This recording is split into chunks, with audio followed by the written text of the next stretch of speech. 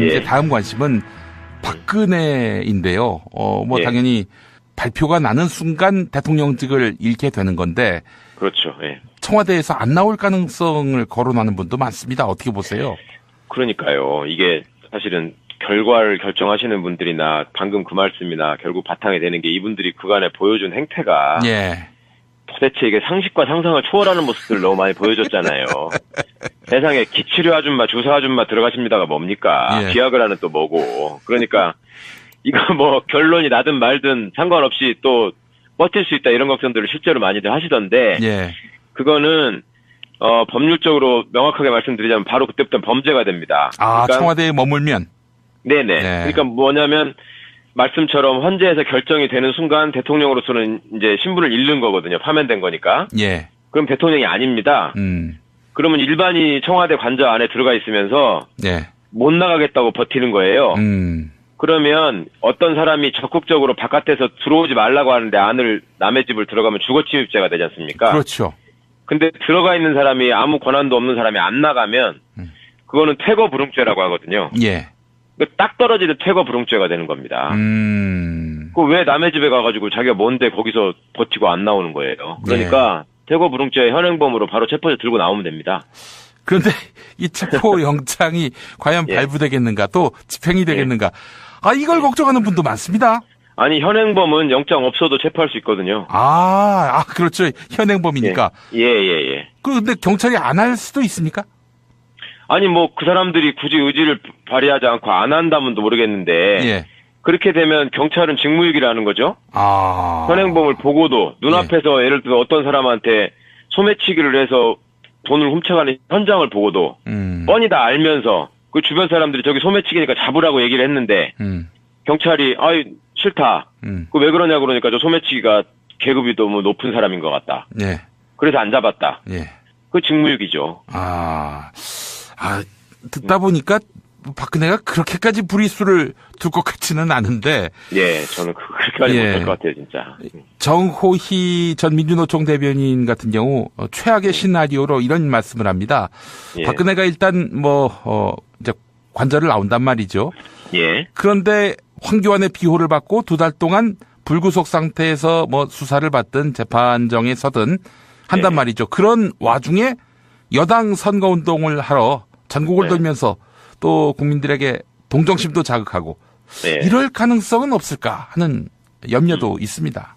한마디로 얘기해서 구속 수사가 지연되거나 혹은 전직 대통령 봐준다고 또 이렇게 예우한다고 불구속 상태에서 싸돌아다니는 거기 가능한 일인지 그걸 막을 방법은 없는지. 그것도 이제 기본적으로 검찰에 대한 불신에서 나올 수밖에 없는 말씀이잖아요. 그러니까 지금 이제 특별수사본부라고 다시 지금 총장이 얘기를 해서 지금 꾸렸다는 거 아닙니까? 그렇습니다. 그러면 이 사람들이 그 특별수사본부 꾸리고 나서 제가 보도를 통해서 보니까 박근혜가 1번이고 그다음에 우병우가 2번이다. 수사의 순위 내지 타겟으로 그렇게 지금 정한 것 같아요. 그러면 지금 당장 이제 박근혜가 쫓겨나게 되면 나오게 되면 그다음 국민들의 시선이 몰리는 것은 한쪽은 대선 후보들한테 몰리는 거고 또 다른 한편으로는 검찰 수사하고 또 진행될 최순실 공판으로 아마 이목이 집중될 거라고 봅니다. 그러니까 사람들의 시선이 대선판하고 이 수사와 재판판으로 크게 두 가지로 딱 되는데 지금 대선판에 갑자기 박근혜가 나타나서 선거운동을 하고 수사는 받지 않고 결국 재판을 방해하고 이런 꼴이 되는 거 아니겠습니까? 그러면 우리 현명하신 주권자들이 그대로 가만히 있지 않을 것이고 이제는 검찰청을 점거하든지 몰려가서 항의를 해야죠. 근데 검찰이 바보가 아니기 때문에 그런 상황이 벌어지게 되면 결국은 다음 정권을 누가 맡게 되든 검찰은 해체 수준으로 이제 몰락해야 되는 겁니다. 그렇지 않겠습니까? 그걸 어떻게 버티겠습니까? 그런 이상한 짓을 하고. 그러니까 검찰이 어떻게든 박근혜 씨의 신병을 확보해서 왜냐하면 또 이게 공범들은 지금 다 구속돼 있잖아요. 그렇죠. 그리고 이분이 공범들 가운데 보면은 대장이고 법적으로는 수괴입니다. 수괴. 저 문학적으로는 두목이고요. 근데 두목은 돌아다니면서 선거운동하고 졸개들은 다 구속돼가지고 재판받거나 계속 수사를 받고 있고 그거는 말이 안 되는 거죠. 예. 그러니까 그런 상황을 검찰도 방치할 수는 없을 겁니다. 예. 네. 우리 최강욱 변호사님의 그 분석, 제가 굉장히 무게를 두는 이유는, 변호사님은 법리뿐만 아니라 이 욕망 체계까지 확실하게 들여다보고 계시는 것 같아요. 우리 검사들. 예. 네. 우리 검사들이 이제 박근혜가 이제 권력을 잃게 되는 순간, 네. 이게 또 이 검찰의 또 기본적인 DNA가 죽은 그렇죠. 권력 물어뜯기 아니겠습니까? 그렇습니다. 예. 어떻게 박근혜가 이제 권력을 잃는 순간 표변할 거라고 보십니까? 예, 검찰은 이미 선택을 한 것 같습니다. 그 전에 특별수사본부가 이미 박근혜를 피의자로 입건을 했었고요. 예. 그 다음에 현재 지금 검찰 내부 상황은 그 평검사하고 일부 빈칸을 채우는 일부 부장검사 인사만 있었고요. 예. 검찰 인사가 지금 다 스톱돼 있거든요. 예. 그게 왜 스톱돼 있냐면 원래 연초에 검사장 승진 인사가 이루어지고 예. 그거에 따라서 연쇄적으로 검찰 인사가 있게 됩니다. 예. 근데 지금 법무부 장관도 없고 예. 대통령도 유고 상태이기 때문에 그걸 못하는 거거든요. 예. 그러니까 검찰의 내부의 구성원들의 관심은 지금 전부 인사에 집중돼 있습니다. 어떻게 보면. 예. 그러니까 이번에 이제 첫째는 검찰 조직을 어떻게 좀 보호하고 그 다음에 두 번째는 그 안에서 어떻게 내 자리를 좋은 걸로 찾아갈까.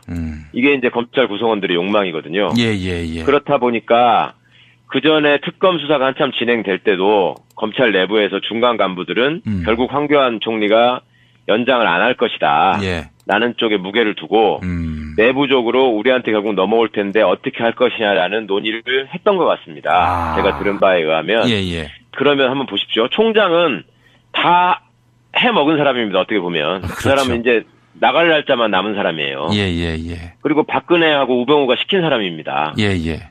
그런데 지금 검찰에 실제 수사를 해야 되는 중간 간부들은 앞날이 창창한 사람들입니다. 그러니까 이 사람들은 검찰 조직이 보호되고 자기가 좋은 자리 가는 게 지금 굉장히 중요한 당면 과제거든요. 예.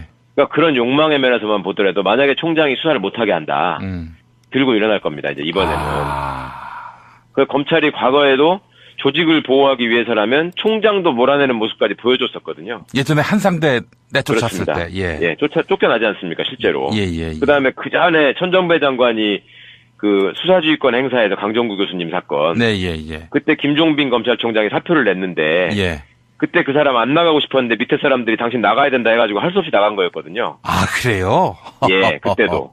저는 그때 보수적 자기 정치 소신 때문에 그냥 직을 던진 것처럼 봤는데 아니었군요. 명분을 그렇게 만들었을 뿐이지 그분이 그때 총장 된 지 얼마 되지도 않았었어요.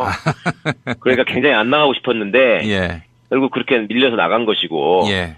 그러니까 이번에도 결국은 이제 검찰 구성원들의 입장은 국민들은 당연히 특검과 검찰을 비교할 수밖에 없는 거고요. 예. 특검 20명이 해낸 일을 검사가 지금 2,000명입니다. 예. 너네 2,000명은 지금 100배가 넘는 사람을 가지고 뭘 하는지 한번 지켜보겠다. 예. 이랬을 때 뚜렷한 성과가 없으면 그리고 그 성과라고 하는 것도 결국은 박근혜하고 우병우한테 집중될 수밖에 없는 건데 거기서 성과를 내지 못하면 그 다음에 생길 거는 이제 검찰은 모든 것을 잃고 나락으로 처박히는 것밖에 안 남은 거거든요. 그러니까 진짜 열심히 해야 됩니다. 방해해봤자 박근혜나 무슨 김수남 총장이나 황교안 총리를 이 사람들이 염두에 둘 지금 그럴 계제가 아닙니다. 그렇군요. 황교안 말도 안 듣는다는 말씀이죠? 그렇죠. 황교안이 뭘 자기들한테 줄 게 있거나 뭐 해코지 할 게 있어야지 하죠. 황교안이 지금 예를 들어서 검사장 인사를 내가 하겠다. 라고 덤비면 또 혹시 신경 쓸지 모르겠어요. 근데 황교안이 검사장 인사를 하면 그 용납할까요? 국민이나 국회에서? 아니 사드 배치도 막 추진하는 걸로 봐서는 그 이상의 일도 할 것 같다는 느낌은 듭니다만은 미국이 빨리 검사장 인사해라라고 하진 않을 거 아니에요. 변호사님. 변호사님 이렇게 또 해설을 들으면 마치 그 뽕을 맞은 듯한 느낌이 듭니다. 저기 정봉주의 전국구 그만 나가시고 그냥 여기 나오시면 안 되나요? 제가 봉주 형한테 한 주먹으로 한 석 대 맞고 말죠, 뭐. 진지하게 검토하겠습니다.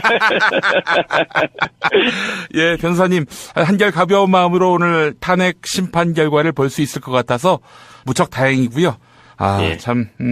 우리 변호사님과 저의 그 소망대로 오늘 국민이 꼭 승리하는 날이 됐으면 좋겠습니다. 반드시 그렇게 될 거라고 믿습니다. 변호사님 오늘 말씀 잘 들었습니다. 예, 박사님 고생하셨습니다. 감사합니다. 이상할 겁니다. 근데 이제 문제는 11시에 판결이 나오면 재판정에서 선고하는 순간이 끝이거든요. 그 순간 법적 효력이 발생을 합니다. 뭐 송달설, 뭐 받는 설 등등 여러 가지가 있었는데 선고를 하면 되는 것으로 지금 돼 있고 여태까지 전례가 그랬고요. 그럼 11시 15분쯤엔 바로 짐을 싸서 나와야 되는 거예요. 그때부터 거기 있으면 안 되는 거거든요. 그렇죠.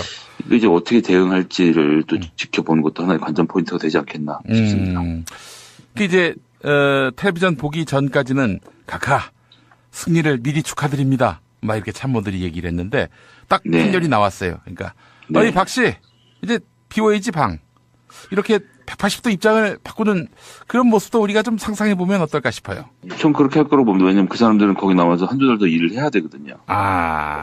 그렇군요. 지금 선거까지는 가는 거니까 직원들이야 뭐 세상에 제일 좋은 게 사장 없는 회사 아니겠습니까? 그렇죠. 그러니까 사장은 내보내고 본인들은 남은 2달 국록 받으면서 잘 지내겠죠. 뭐. 주군 없는 청와대. 그렇습니다. 아이고 참 우리가 별걸 다 상상하게 되는데 지금 인터넷 SNS에 돌고 있는 얘기를 보니까 성남 시민 여러분, 성남에 있는 서울공항 앞으로 모여주세요. 박근혜가 혹시 오늘 밤에라도 해외로 튀는 거 아닌가 염려됩니다. 이런 글이 돕니다. 근데 안타까운 것은 튀면 헬기를 타고 튈 거라서요. 길을 막아도 소용은 없습니다. 청와대에서 직접? 청와대에서 헬기를 타고 성남공항으로 간 다음에 거기서 전용기로 갈아탈 거기 때문에 도로 점거는 크게 실효성이 없습니다. 그러네 보니까. 근데 헬기가 따라 날아가는 것을 만약 목격하신다면 그건 큰 사건이 되겠죠. 그러면 이제 일단 그 성남 서울공항에 제가 장담하는데요. 지금 몇 분은 있을 거라고 생각합니다. 그래서 뭐 계신 분들은 좀 소식도 올려주시고 그랬으면 좋겠습니다. 아니 근데 진짜 해외 망명에 대한 그런 전망도 있습니까? 여의도에서? 저희는 뭐 그대로 판결을 받게 되지 않을까 생각하고 있고요. 망명에 대한 얘기는 저희가 따로 들어본 적이 없습니다. 아니 항상 그 이상의 분이라서 이게 뭐. 근데 어디가 받아주나요? 받아주는 게 중요한데. 뭐 일본한테 큰 선물 줬으니까 일본은 받지 않을까요? 일본이 이런 짐을 지금 받으려고 할까요? 거기도 정상적으로 프로세스가 돌아가는 나라인데. 저희가 정치적으로 탄압하는 게 아니고 형법적으로 형사범을 잡는 거 아닙니까 지금? 그렇죠. 저는 어렵다고 봅니다. 알겠습니다. 아이고 참 이렇게 해서 내일을 기점으로 뭐 기각각하가 나오더라도 뭐 정치권은 큰 경랑에 휘말리게 되겠군요. 뭐 만약 그렇게 된다면 정치권뿐만 아니라 뭐 대한민국의 일대 혼란이 찾아오겠죠. 그런 일은 정말 피해야 한다고 생각하는데요.